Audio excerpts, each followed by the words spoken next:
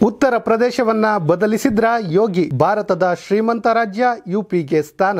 ಬಿಮಾರು ರಾಜ್ಯ ಬದಲಾಗಿದ್ದು ಹೇಗೆ? ಎಸ್ ಸ್ನೇಹಿತರೆ, ನಿಮಗೆಲ್ಲರಿಗೂ ಗೊತ್ತಿರುವಂತೆ ಯುಪಿ ಅಂದ್ರೆ ಉತ್ತರ ಪ್ರದೇಶ ಈ 10 ವರ್ಷದ ಹಿಂದೆ ಏನಿತ್ತು ಅದು ಈಗ ಸಂಪೂರ್ಣವಾಗಿ ಬದಲಾಗಿದೆ. ಯಾಕಂದ್ರೆ ಇಡೀ ರಾಷ್ಟ್ರದಲ್ಲಿ ಅಂದ್ರೆ ಇಡೀ ಭಾರತದಲ್ಲಿ ಇದೀಗ 2ನೇ ಶ್ರೀಮಂತ ರಾಷ್ಟ್ರವಾಗಿ ಯುಪಿ ಬದಲಾಗಿದೆ. ಅದೇ ಕಾರಣಕ್ಕೆ ಇದೀಗ ನಾವು ಅದರ ಬಗ್ಗೆ ಮಾತನಾಡ್ತಿದ್ದೇವೆ. ನಿಮ್ಗನ್ನಿಸಬಹುದು ಇದೇನಪ್ಪ ಅತಿ ಶ್ರೀಮಂತ ರಾಜ್ಯದ ಬಗ್ಗೆ ಮಾತನಾಡದೆ 2ನೇ ರಾಜ್ಯದ ಬಗ್ಗೆ ಮಾತನಾಡ್ತಿದ್ದಾರೆ ಅಂತ ಅನ್ಸಿರ್ಬೋದು. ಯಾಕಂದ್ರೆ ಅದಕ್ಕೆ ಕಾರಣವಿದೆ. ಅತ್ಯಂತ ಬಡ ರಾಜ್ಯವೊಂದು ಇದ್ದಕ್ಕಿದ್ದಂತೆ ಕೇವಲ 6-7 ವರ್ಷದಲ್ಲಿ 2ನೇ ಶ್ರೀಮಂತ ರಾಜ್ಯವಾಗಿದ್ದು ಹೇಗೆ ಎನ್ನುವಂತಹ ಸ್ಟೋರಿಯನ್ನ ನಿಮ್ಮ ಮುಂದೆ ಇಡುವಂತ ಕೆಲಸವನ್ನ ನಾವು ಮಾಡ್ತೀವಿ. ಎಸ್ ಸ್ನೇಹಿತರೆ, ಇತ್ತೀಚೆಗೆ ಷೇರು ಮಾರುಕಟ್ಟೆ ಮತ್ತು ಆರ್ಥಿಕತೆಯನ್ನ ಅನಾಲಿಸಿಸ್ ಮಾಡುವ ಸಂಸ್ಥೆಯೊಂದು ಇಂತಹದೊಂದು ವರದಿಯನ್ನ ನೀಡಿದೆ. ಇದೇ ಸುದ್ದಿಯನ್ನ ಫೈನಾನ್ಸ್ ಎಕ್ಸ್‌ಪ್ರೆಸ್ ಸೇರಿ ಹಲವು ಮಾಧ್ಯಮಗಳು ಪ್ರಕಟಿಸಿವೆ. ಅದರಲ್ಲಿಯೂ ಮುಖ್ಯವಾಗಿ ಯೋಗಿ ಅಧಿಕಾರಕ್ಕೆ ಬಂದ ಮೇಲೆ ಎಲ್ಲಾ ಬದಲಾವಣೆಗಳು ಆಗುತ್ತಿವೆ. ಯೋಗಿ ಅಧಿಕಾರಕ್ಕೆ ಬಂದ ನಂತರ ಹೂಡಿಕೆ ಮೀಟಿಂಗ್ ಒಂದನ್ನ ಮಾಡಲಾಗಿತ್ತು. ಅದರಲ್ಲಿ ಸುಮಾರು 40 ಲಕ್ಷ ಕೋಟಿ ಹೂಡಿಕೆಯನ್ನ ಮಾಡಲಾಗಿತ್ತು. ಅದರಿಂದಲೇ ಇದೆಲ್ಲವೂ ಬದಲಾಗಿದೆ ಅಂತ ಹೇಳಲಾಗ್ತಿದೆ. ನಿಮಗೆ ಗೊತ್ತಿರಲಿ ಸ್ನೇಹಿತರೆ, ಈ ಮೊದಲು ಬಿಮಾರು ರಾಜ್ಯಗಳೆಂದು ಕರೆಸಿಕೊಳ್ಳುತ್ತಿದ್ದಂತಹ ರಾಜ್ಯಗಳಲ್ಲಿ ಉತ್ತರ ಪ್ರದೇಶವು ಒಂದಾಗಿತ್ತು. ಅದರಲ್ಲಿಯೂ ಕೂಡ ಅತಿ ಬಡತನದ ಬೇಗೆಯಲ್ಲಿ ಬೇಯುತ್ತಿದ್ದಂತಹ ಉತ್ತರ ಪ್ರದೇಶ ಇದೀಗ ಇಡೀ ಭಾರತದ 2ನೇ ಶ್ರೀಮಂತ ರಾಷ್ಟ್ರವಾಗಿರೋದು ಅಚ್ಚರಿಗೆ ಕಾರಣವಾಗಿದೆ. ಈಗ ನಿಮ್ಮಲ್ಲಿ ಒಂದು ಪ್ರಶ್ನೆ ಮೂಡಿರಬಹುದು, ಇದೇನಪ್ಪ ಬಿಮಾರು ಅಂದ್ರೆ? ಸ್ನೇಹಿತರೆ, ಬಿಮಾರು ಅಂದ್ರೆ ಹಿಂದಿಯಲ್ಲಿ ಬಡ ರಾಷ್ಟ್ರ ಎನ್ನುವಂತಹ ಅರ್ಥವನ್ನ ಪಡೆದುಕೊಳ್ಳುತ್ತೆ. ಇದರಲ್ಲಿ ಮುಖ್ಯವಾಗಿ ಇರುವಂತಹ ರಾಜ್ಯಗಳು ಬಿಹಾರ, ಮಧ್ಯಪ್ರದೇಶ, ರಾಜಸ್ಥಾನ, ಉತ್ತರ ಪ್ರದೇಶ. ಅದಾದ ಮೇಲೆ ಒಂದೆರಡು ರಾಜ್ಯಗಳು ಸೇರ್ಪಡೆಗೊಂಡವು. ಆದರೆ ಇದೀಗ ಈ ಪಟ್ಟಿಯಿಂದ ಹೊರಬಂದಿರುವಂತಹದ್ದು ಉತ್ತರ ಪ್ರದೇಶ. ಇಡೀ ಭಾರತದಲ್ಲಿಯೇ ಅತಿ ಹೆಚ್ಚು ಜಿಡಿಪಿಯನ್ನ ನೀಡುವ ರಾಜ್ಯಗಳ ಪಟ್ಟಿಯಲ್ಲಿ ಇದೀಗ ಯುಪಿ ಅಂದ್ರೆ ಉತ್ತರ ಪ್ರದೇಶ 2ನೇ ಸ್ಥಾನದಲ್ಲಿರುವುದು ನಿಮ್ಮೆಲ್ಲರಿಗೂ ಗೊತ್ತಿರುವಂತಹ ವಿಚಾರವಾಗಿದೆ. ಅದರಲ್ಲಿಯೂ ಕೂಡ ನಮ್ಮ ಭಾರತದ ಒಟ್ಟು ಜಿಡಿಪಿ ಏನಿದೆ ಇದು $3.7 ಟ್ರಿಲಿಯನ್ ಅನ್ನು ಹೊಂದಿದ್ರೆ ಅದಕ್ಕೆ ಕೊಡುಗೆಯಾಗಿ ನೀಡುತ್ತಿರುವ ರಾಷ್ಟ್ರಗಳ ಪಟ್ಟಿಯಲ್ಲಿ ಮಹಾರಾಷ್ಟ್ರ ಮೊದಲನೇ ಸ್ಥಾನವನ್ನು ಪಡೆದುಕೊಂಡಿದೆ. ನಿಮ್ಮೆಲ್ಲರಿಗೂ ಗೊತ್ತಿರಬೇಕು ಮಹಾರಾಷ್ಟ್ರ ಅನ್ನುವಂಥದ್ದು ಯಾಕೆ ಮೊದಲನೇ ಸ್ಥಾನವನ್ನು ಪಡೆದುಕೊಳ್ಳುತ್ತೆ ಅಂದರೆ ಪ್ರಮುಖ ಆರ್ಥಿಕ ಶಕ್ತಿ ಕೇಂದ್ರ, ಅಂದರೆ ನಮ್ಮ ಭಾರತದ ವಾಣಿಜ್ಯ ರಾಜಧಾನಿ ಅಂತಲೇ ಕರಿತೀವಿ. ಇಲ್ಲಿ ಶೇರ್ ಮಾರ್ಕೆಟ್ ಇರಬಹುದು, RBI ಇರಬಹುದು, ಮತ್ತು ಈ ನಬಾರ್ಡ್ ಇರಬಹುದು, ಹೀಗೆ ಹಲವಾರು ಏನೆಲ್ಲ ಹಣಕಾಸು ಸಂಸ್ಥೆಗಳೇನಿದೆ ಅವೆಲ್ಲವೂ ಕೂಡ ಅಲ್ಲೇ ಇದೆ. ಅದಲ್ಲದೆ ಹೆಚ್ಚು ಸಂಪನ್ಮೂಲವನ್ನು ಮಹಾರಾಷ್ಟ್ರ ಹೊಂದಿದೆ. ಆ ಕಾರಣದಿಂದ ಮಹಾರಾಷ್ಟ್ರ ಮೊದಲನೇ ಸ್ಥಾನದಲ್ಲಿದೆ.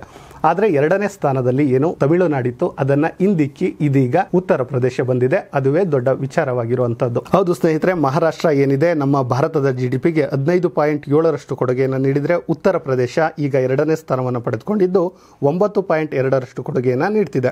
ಇನ್ನು ತಮಿಳುನಾಡು ಕೂಡ 9.1% ಕೊಡುಗೆಯನ್ನು ನೀಡ್ತಿದೆ. ನಂತರದ ಸ್ಥಾನದಲ್ಲಿ ಗುಜರಾತ್ ಇದ್ದು 8.2% ಮತ್ತು ಪಶ್ಚಿಮ ಬಂಗಾಳ 7.5% ನೀಡ್ತಿದೆ.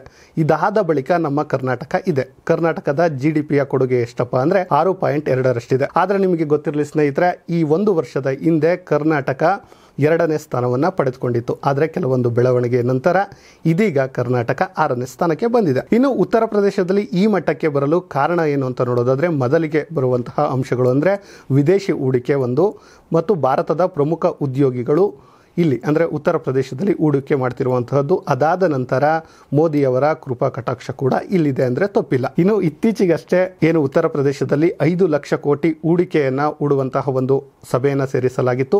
ಅದು ಏನಾದರೂ ಸಕ್ಸಸ್ ಆದರೆ ತುಂಬಾ ಅನುಕೂಲ ಆಗುವ ಸಾಧ್ಯತೆ ಇದೆ. ಒಂದು ವೇಳೆ ಅದರಲ್ಲಿ 50% ಏನಿದೆ ಅಷ್ಟು ಹೂಡಿಕೆ ಆದರೂ ಕೂಡ 1 ಕೋಟಿ ಉದ್ಯೋಗವನ್ನ ಉತ್ತರ ಪ್ರದೇಶ ಸೃಷ್ಟಿ ಮಾಡಲಿದೆಯಂತೆ. ಇನ್ನೊಂದು ಸ್ನೇಹಿತರೆ, ಯಾವುದೇ ಒಂದು ಹೂಡಿಕೆಯನ್ನ ಮಾಡಬೇಕು ಅಂದ್ರೆ ಅಲ್ಲೊಂದು ಕೆಲವೊಂದು ಏನು ರೂಲ್ಸ್ಗಳು ಕಡಿಮೆ ಇರಬೇಕು ಮತ್ತೆ ಮೂಲಭೂತ ಸೌಕರ್ಯಗಳೇನಿದೆ ಅವು ಕೂಡ ಚೆನ್ನಾಗಿರಬೇಕು.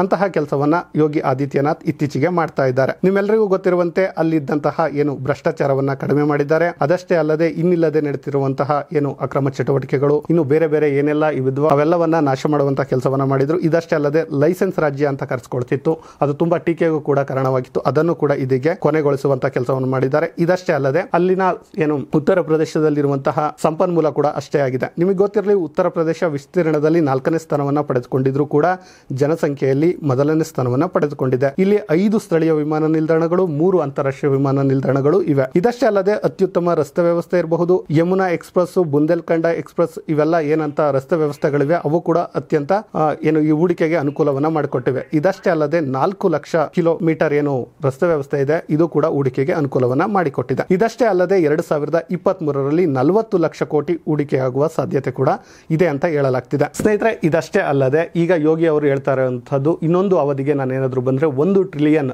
ಡಾಲರ್ ಏನಿದೆ ಅದನ್ನ ನಾನು ಸಾಧಿಸ್ತೀನಿ ಎನ್ನುವಂಥ ಮಾತುಗಳನ್ನ ಕೂಡ ಯೋಗಿ ಹೇಳ್ತಾ ಇದ್ದಾರೆ. ಇದೆಲ್ಲವೂ ಸಾಧ್ಯವಾ ಅಂತ ಅಂದ್ರೆ ಹೌದು. ಅಂದ್ರೆ ಇತ್ತೀಚೆಗೆ ಅಂದ್ರೆ ಉತ್ತರ ಪ್ರದೇಶ ಏನು ಬೆಳವಣಿಗೆ ಮಾಡ್ತಿದೆ, ಏನು ವಿದೇಶಿ ಹೂಡಿಕೆ ಇರಬಹುದು, ಇನ್ನು ಅತ್ಯುತ್ತಮ ಉದ್ಯಮಿಗಳು ಏನಿದ್ದಾರೆ ಅವರ ಹೂಡಿಕೆ ಕೂಡ ಇದಕ್ಕೆ ಸಾಥ್ ನೀಡುವಂತಹ ಸಾಧ್ಯತೆ ಹೆಚ್ಚಿದೆ. ಇನ್ನು ಇದಷ್ಟೇ ಅಲ್ಲದೆ ನಿಮ್ಮೆಲ್ಲರಿಗೂ ಗೊತ್ತಿರಲಿ 96 ಲಕ್ಷ ಕೈಗಾರಿಕೆಗಳು ಇಲ್ಲಿ ಕೆಲಸ ಮಾಡ್ತಿದ್ದು ಇಡೀ ವ್ಯಾಪಾರದಲ್ಲಿ 2ನೇ ಸ್ಥಾನವನ್ನ ಪಡೆದುಕೊಂಡಿದೆ. ಅಂದ್ರೆ ನಮ್ಮ ದೇಶದಲ್ಲಿ ಯಾವುದಾದ್ರೂ ಒಂದು ರಾಜ್ಯದಲ್ಲಿ ಹೂಡಿಕೆ ಮಾಡಬಹುದು, ಸುಲಭವಾಗಿ ವ್ಯಾಪಾರ ಮಾಡಬಹುದು ಅಂದ್ರೆ ಅಂತಹ ಪ್ರದೇಶದಲ್ಲಿ 2ನೇ ಸ್ಥಾನವನ್ನ ಈ ಉತ್ತರ ಪ್ರದೇಶ ಪಡೆದುಕೊಂಡಿದೆ. ಆದ್ರೆ ಸ್ನೇಹಿತರೆ, ನಮ್ಮೆಲ್ಲರಿಗೂ ಇಲ್ಲಿ ಮೂಡುವಂತಹ ಒಂದು ಪ್ರಶ್ನೆ ಏನಪ್ಪಾ ಅಂದ್ರೆ, ಹೌದು ಶ್ರೀಮಂತ ರಾಷ್ಟ್ರವಾಗಿ ಉತ್ತರ ಪ್ರದೇಶ ಬೆಳೀತಾ ಇದೆ, ಆದ್ರೆ ಖಂಡಿತವಾಗಿಯೂ ಎಲ್ಲ ಕ್ಷೇತ್ರದಲ್ಲೂ ಬೆಳೀತಾ ಇದೆಯಾ ಅನ್ನುವಂಥದ್ದು ದೊಡ್ಡ ಪ್ರಶ್ನೆ. ಅಂದ್ರೆ ಅಲ್ಲಿ ಸ್ವತಂತ್ರವಾಗಿ ಮಾತನಾಡುವ ಶಕ್ತಿ ಇದೆಯಾ, ಅಂದ್ರೆ ಸ್ವಾತಂತ್ರ್ಯವಿದೆಯಾ, ಅಥವಾ ಯೋಗಿಯನ್ನ ಪ್ರಶ್ನಿಸುವಂತಹ ಸ್ವಾತಂತ್ರ್ಯ ಇದೆಯಾ, ಅಥವಾ ಇನ್ನೊಂದು ಯಾವ್ದಾದ್ರು ಬಡತನವನ್ನ ಹಿಂದೆ ಇಕ್ಕುವಂತಹ ಏನೋ ಸೂಚ್ಯಂಕಗಳಿವೆ ಅದರಲ್ಲೂ ಕೂಡ ಶ್ರೀಮಂತವಾಗಿದೆಯಾ? ಖಂಡಿತವಾಗಿಯೂ ಅದಕ್ಕೆ ಉತ್ತರ ಇಲ್ಲ. ಆದರೆ ಶ್ರೀಮಂತ ರಾಜ್ಯವಾಗಿ ಹೊರಹೊಮ್ಮುತ್ತಿರೋದಂತೂ ಖುಷಿಯ ವಿಚಾರ. ಇದು ಆದಷ್ಟು ಬೇಗ ಇನ್ನಷ್ಟು ಹೆಚ್ಚಾಗಲಿ ಅಂತ ಹೇಳ್ತಾ ಇವತ್ತಿನ ಈ ಸ್ಟೋರಿಯನ್ನು ಮುಗಿಸ್ತಿದ್ದೇವೆ. ಇಂತಹದ್ದೇ ಸ್ಟೋರಿಗಾಗಿ ಸದಾ ನೋಡ್ತಾ ಇರಿ ಲಯನ್ ಟಿವಿ ಕನ್ನಡ.